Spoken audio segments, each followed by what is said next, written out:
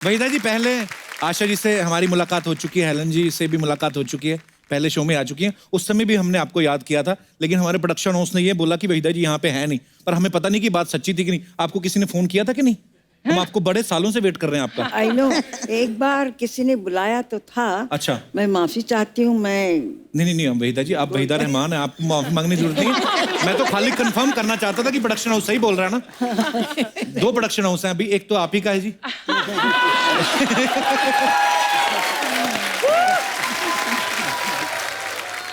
Hindi cinema में आपका contribution जो है कोई भुला नहीं सकता। मैम, एक बात जो सबके दिलों में है, सब जानना चाहते हैं कि फिल्मों में ब्रेक कैसे मिला आप लोगों को? मैं बहुत बहुत लकी थी। अच्छा जी। और मैं भारतनाट्यम सीखा था मैंने, तो स्टेज पे परफॉर्म करती थी। अच्छा जी। तो उस वक्त सारी रीजनल फिल्में सब चेन्नई में बनती थी। अच्छा जी। तो किसी ने मेरी तस्वीर देखी तो मुझे ऑफर आने लगे घर बैठे। और मैं 13 साल की थी, तो मेरे पेरेंट्स ने कहा टू सून, मतलब बहुत छोटी है, नहीं इधर की ना उधर की। तो फिर एक तेलुगु फिल्म में मैंने डांस किया, फोक डांस।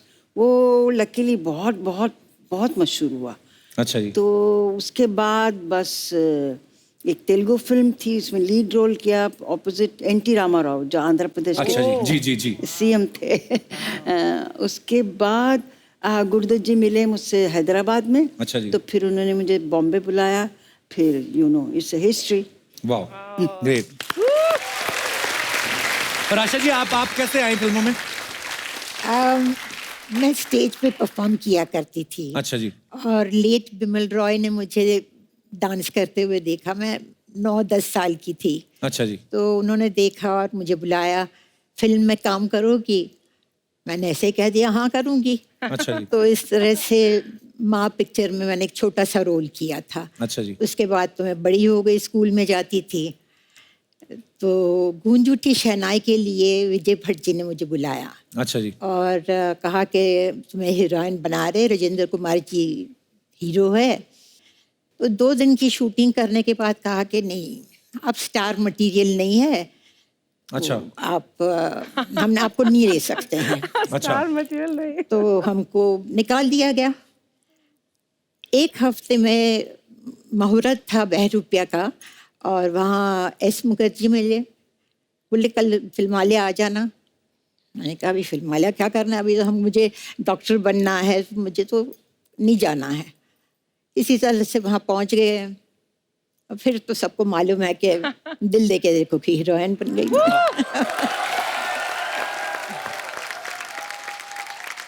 और हेलन जी, आपकी शुरुआत कैसे हुई थी? We were refugees from Burma. Okay. And during the war, we had to walk it for 9 months from Burma to Assam. I was very small. I was about 3-4 years old. Anyway, we came to India. God was great. And I went to school. And while going to school, I started learning Manipuri, a little of Bharatnatyam and Kathak.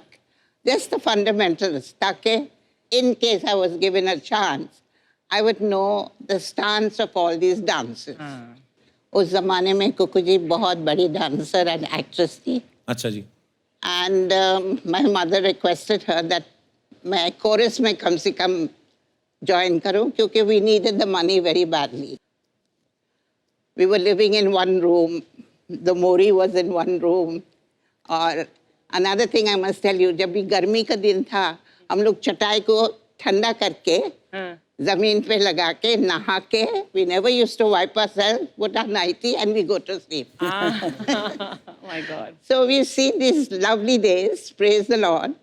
Because of that, I'm here now.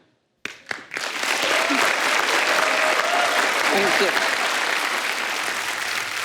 कितनी अच्छी बात है कि हमारी तीनों जो legend artist हैं, तीनों बचपन से ही इतनी टैलेंटेड थी कि 9-10 साल की उम्र में आपको रिकॉग्नाइज किया गया। मतलब कमाल है। आज हमें आपको तीनों को एक साथ देख के बहुत खुशी हो रही है। तो आप तीनों ने ब्लैक एंड व्हाइट फिल्मों में भी काम किया है, उसके बाद कलर फिल्मों का दौर आया। तो उस जमाने में जो पेमेंट होता था वो ब्लैक में होता था कि व्हाइट में होता था? सॉरी, ये बचकाना सवाल पूछने के लिए। दोनों में होता था। दोनों में होता था। अच्छा मैम, जब ब्लैक एंड व्हाइट फिल्मों से कलर का दौर आया, उस समय आपको सबसे, मैं ये सवाल आप तीनों से है, सबसे अच्छी चीज आपको क्या लगी जब सिनेमा जो है वो रंगीन हो गया? मुझे बल्कि ठीक नहीं लगा, क्योंकि उस अच्छा। वक्त लाइट बहुत ज्यादा इस्तेमाल करते थे। ओके। क्योंकि उनका फिल्म का एमल्शन कुछ कम था, ज्यादा था, something like that, technical thing. तो मुंह सारा जल जाता था। एक आइस बकेट में एक शामो लेदर कहते थे, उसको डाल के रखते थे, फिर मुंह पे लगाते रहते थे बिफोर द टेक। तो मैं कहती थी कहाँ फंस गए हम, इतनी ज्यादा गर्मी थी। और उस वक्त एसी तो थे ही नहीं कहीं भी, ना कमरों में ना स्टूडियो में, तो बुरा हाल होता था। मैं तो कहती कलर में शुरू कर दी पिक्चर, हाय मर गए। अच्छा। और आशा जी, आपको अच्छा लगा जब रंगीन हो गया सिनेमा? पहली फिल्म जो मैंने की वो गेवा कलर की थी। अच्छा जी। हम हिंदुस्तानी, तो वो इतने बड़े बड़ी लाइट्स ले आते थे और वो लगा के, मुझे याद है मुझे ऐसे खड़े रहना था, कैमरा यहाँ था और वो लाइट यहाँ थी। अच्छा जी। शाम को देखा तो ये पूरा जल गया था। बाप रे। रिफ्लेक्टर्स इतने लगते थे, रिफ्लेक्टर्स ऐसे होते थे कि मेरी आंखें लाल हो जाती थी। जी। और लोग कहते थे हाँ तुम्हारी आंखें लाल कैसे होती है? अरे भैया, शराब वराब पीती हो क्या है? तो अच्छा, इन्होंने कहा लाल आंखें, उस पर एक किस्सा सुनाओ आप चाहें तो मेरी पहली कलर शूटिंग हुई जब 14 का चांद रिलीज हुई, तो बहुत हिट हो गई थी। तो उस वक्त एक कलर का सिलसिला शुरू हो गया था। तो गुरुदत्त जी ने सोचा ये जो टाइटल सॉन्ग जो इतना मशहूर हुआ है, उसको रीशूट करते हैं कलर में, फिर रिलीज करेंगे।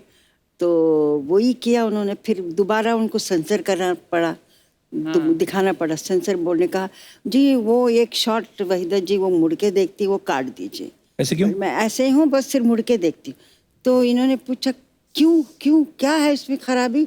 तो बोले जब वो मुड़ के देखती उनकी आंखें लाल हो गई। तो हाँ साहब, वो लाइट बहुत है तो लाल हो गई। जैसे इन्होंने कहा नहीं, इसमें शी लुक्स वेरी सेंशियस। अच्छा।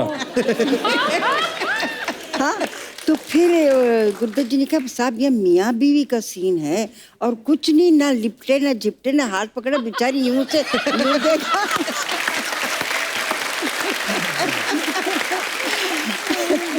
अगर वो सेंसर बोर्ड वाले अगर अब हों तो बेचारे वो देख के तो बेहोश हो जाएंगे। आजकल तो बन रहा है। तो हेलन जी, उस दौर में जैसे आशा जी ने, वहीदा जी ने बताया कि लाइट्स बहुत ज्यादा होती थी और ऊपर से डांस करना, डांस में तो रीटेक भी और होते होंगे बिकॉज छोटे छोटे शॉट्स लेने हैं और इतनी सारी लाइट, आपको भी परेशानी होती होगी फिर तो? I was very happy that it was in color because my costumes were very colorful. Ji. I could wear those feathers and I could, and I looked much better. So for me, color was lovely. Kapil, मैं जैसे आप सबने बोला कि इतनी गर्मी वगैरह, and then हम तो आज वैनिटी वैन मिलती है हमें और हम लोग इतने एयर कंडीशन कंट्रोल एनवायरनमेंट में शूट करते हैं। तो मैम आप सबसे पूछना चाहती हूँ कि आप लोग कैसे मेकअप करते थे? कभी जंगल में शूट है, कभी यहाँ, तो वैन तो होती नहीं थी। अर्चना, आप मानोगे नहीं, मुगले आजम जैसी पिक्चर बनी मोहन स्टूडियोज में, वहाँ एक वॉशरूम नहीं था। बाप रे। तो एक बार मैं और लेट महमूद एक्टर हमने तय किया कि हम पैसे देते हैं, स्टूडियो ओनर को कहा भाई 2 बाथरूम बना दीजिए। तो आफ्टर हम बोल के हम चले गए कि अगली दफा आएंगे शेड्यूल पे। 10 दिन के बाद आए तो जी हमने जल्दी से पूछा वो मैनेजर को, बाथरूम बना? हाँ जी इंतजाम कर दिया हमने। अच्छा क्या इंतजाम किया? वो कॉरिडोर में उन्होंने एक थंडर बॉक्स रख दिया था। बाप रे।